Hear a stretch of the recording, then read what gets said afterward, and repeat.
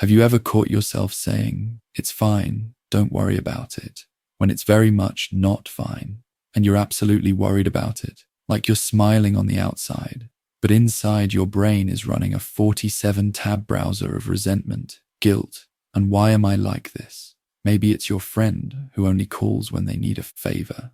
Maybe it's your boss who treats your weekends like a public park. Maybe it's a parent who can turn one innocent decision into a full-blown courtroom drama, and somehow you're the one apologizing.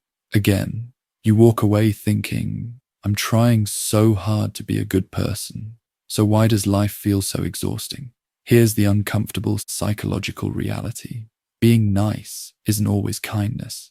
Sometimes it's fear in a cardigan, and if you don't learn a certain kind of ruthlessness, healthy ruthlessness, other people will gladly supply their own version, and you'll be the one paying for it with your time, energy, and self-respect. Now, when I say ruthless, I don't mean turning into a cartoon villain who twirls a mustache and pushes people into puddles. I mean the moment your mindset matures enough to stop treating your life like a community service project. A lot of us were trained, by family, by culture, by praise, by survival, to believe that being good means being endlessly accommodating, being easy, being the emotional sponge, the human "it's okay" button. But your nervous system doesn't know the difference between I'm being nice and I'm abandoning myself. It just knows you're overriding your own needs again. So it tightens, it tires, it gets resentful, and then you wonder why you're drained all the time, like your soul is running on 2% battery in low power mode. There's an old saying that goes something like, those who are ruthless are diligent, those who are soft-hearted are weary. And honestly, it sounds harsh until you've lived it, because soft-hearted in the way we're talking about isn't warm empathy. It's porous boundaries. It's being so tuned into everyone else that you stop hearing yourself. It's walking through life like a garbage can for other people's emotions, absorbing their stress, their disappointments, their expectations, until you're carrying a pile of feelings that don't even belong to you. Let me show you how this happens in real life. Picture this. You're at dinner, and someone makes a joke that lands like a slap. You laugh politely. Your face says, haha, but your body says, we are under attack. On the way home, your brain starts rewriting the scene like a director's cut. I should have said this. I should have stood up for myself. Why didn't I? And then, here's the twist. You blame yourself for being too sensitive, but you weren't too sensitive. You were too practiced at self-erasure. Psychologists have been talking for years about people-pleasing as a kind of protective strategy. It's often linked to anxiety, rejection, sensitivity, and learned patterns from early relationships. If love felt conditional, if approval was something you earned by being useful, quiet, impressive, agreeable, your brain learned a simple rule: keep the peace to stay safe. That rule can make you charming and considerate. It can also make you a target, because the world contains a lot of lovely people, and it also contains people who will treat your softness like an open tab they can use whenever they're bored. Not always maliciously. Sometimes they're just selfish. Sometimes they're emotionally immature. Sometimes they're so used to you bending that they stop noticing you're a person with a spine. Healthy ruthlessness is the point where you stop living like everyone else is the main character, and you're the supporting role who hands them water between scenes. It's the point where you realize, in your life, you are not optional. And weirdly, when you adopt that mindset, life gets simpler, not colder, simpler. Because when you stop empathizing automatically with everyone, when you stop running mental simulations of what everyone might feel, if you choose yourself, you remove like 80% of the daily emotional clutter. Suddenly, you're not carrying imaginary guilt for problems you didn't create. So how do you become ruthless in the grown-up world without becoming cruel? You don't become heartless. You become selective. You become self-loyal. And that starts with one uncomfortable shift. Stop worshipping the identity of being a good person. I know, that sounds almost illegal to say out loud, but listen closely. Being a good person is not the same thing as being a convenient person. If someone demands that you always be good in a relationship, whether it's a partner, a parent, a friend. What they often mean is, be easy to manage. Don't challenge me. Don't have needs that inconvenience mine. That's not morality. That's control dressed up like virtue. There's a term for this: moral blackmail. It's when someone uses goodness as a leash. They imply that if you set boundaries, you're selfish. If you say no, you're ungrateful. If you protect yourself, you're changing. And if your core isn't strong yet, if you're still building your sense of self, you'll try to earn love by shrinking. But here's the psychological punchline. Love you have to earn by disappearing isn't love. It's a performance contract. Ruthlessness, at this stage, looks like prioritizing your own feelings without apologizing for their existence. Not in a dramatic, I'm cutting everyone off kind of way. More like, you stop negotiating with yourself every time you feel discomfort.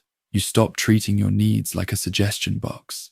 You know how on airplanes they say, put your own oxygen mask on first. Nobody argues with that because it's obvious. If you pass out, you can't help anyone.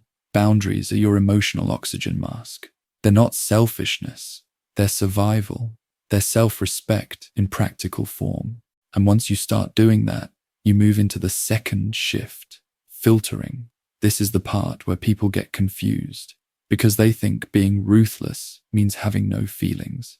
No, it means having standards. Think about how your email filters work. Spam doesn't get a heartfelt reply. You don't open it and go, maybe this prince really does need my bank details. You filter it out because your attention is valuable. Your life is like that too. Except most of us have our spam filter turned off emotionally. We read every message. We entertain every demand. We keep people around who consistently drain us because we're afraid of being mean. But filtering is not mean. Filtering is clarity. Let's talk relationships. If someone disrespects you consistently, your soft-hearted instinct will try to solve it like a puzzle. If I communicate better, if I prove my worth, if I'm patient. And sometimes, yes, relationships need repair. But there's a difference between a human mistake and a repeated pattern that costs you your dignity. When someone shows you they don't consider your feelings, your time, your boundaries, the ruthless move is not to argue your humanity into existence. It's to step back quietly, firmly, not with a speech, not with a dramatic exit monologue like you're in a season finale, just a clean removal of access, because you don't need the whole world to understand you. You need the people close to you to respect you. And if they won't, you don't owe them unlimited chances to practice hurting you. This is where a lot of people get stuck, because their brain is addicted to closure. But closure is often just your nervous system trying to regain a sense of control. It wants the other person to say, "You're right, I was wrong, you deserved better," so you can finally relax. Except many people won't give you that. Some can't, some won't.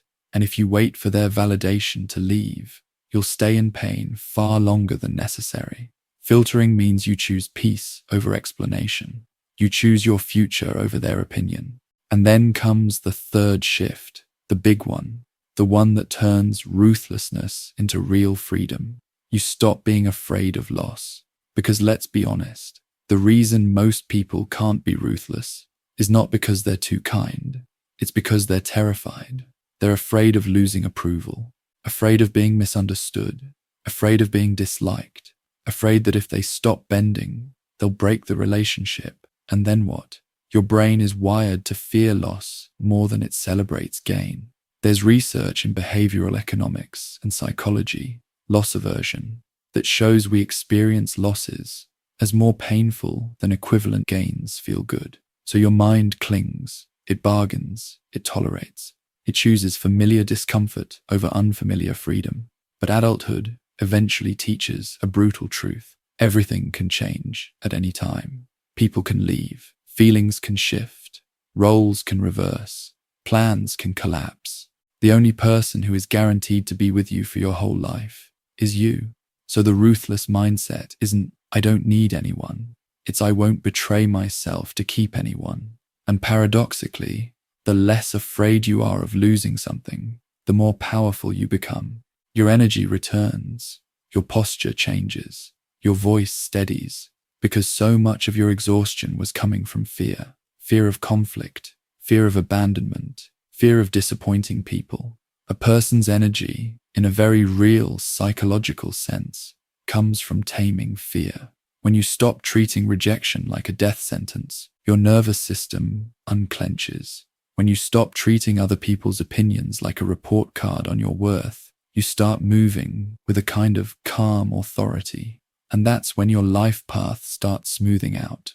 Not because life becomes easy, but because you stop making it harder by carrying what isn't yours. So if you're listening to this and thinking, but I'm not that strong, good. That honesty is strength. Ruthlessness isn't a personality transplant. It's a practice. It's a series of small moments where you choose self-respect over approval, where you notice your body tense, your stomach drop, and instead of auto-smiling, you pause and ask, what do I need right now? Not what will keep the peace, not what will make me lovable. What do I need? And if that idea makes you feel guilty, that's not your conscience. That's your conditioning. Start small. Start gentle. Start today. Every time you don't abandon yourself, you teach your brain a new rule. I'm safe with me. And that might be the most healing relationship you ever build. If this hit a nerve, if you recognized yourself in the emotional garbage can lifestyle, tell me in the comments what situation you've been too soft in and what boundary you wish you'd set.